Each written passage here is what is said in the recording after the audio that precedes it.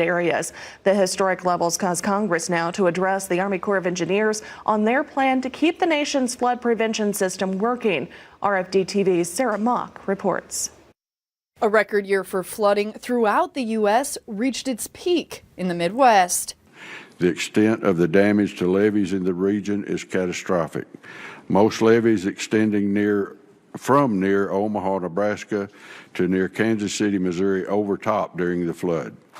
And most of them that overtopped were blown out of position and were no longer acceptable as levees. Corps officials say they've made progress towards making rapid repairs to damaged levees, but their work has just begun. There were 4 critical levee repairs that we needed to put in place essentially to stop the bleeding. What that'll allow us to do is get the water off of the floodplain, and then we can get into the detailed assessments on the other 110 breaches that we know we have to get out and repair. But Midwest lawmakers say they should have done more to prevent flooding in the first place, arguing the Corps has too many competing priorities. But leaders say flood control has been their focus for the past 12 to 13 months. There's got to be everything, the environmental restoration, flood control, navigation, water supply, recreation, and so forth, particularly in reservoirs. But if you don't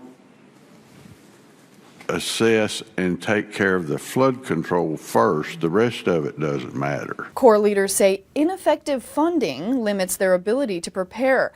Rather than receiving all the funds needed for a project, they receive partial funds each year, which they say leads to incomplete construction and massive costs.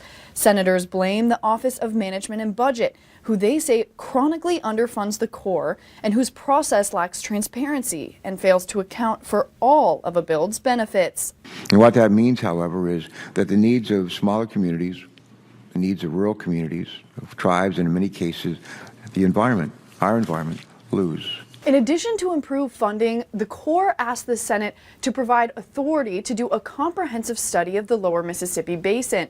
They say this study will allow them to understand decades-old engineering along hundreds of miles of river and allow them to make improvements before rebuilding the system. For RFD-TV, I'm Sarah Mock in Washington. Well, the Corps says during this flood season,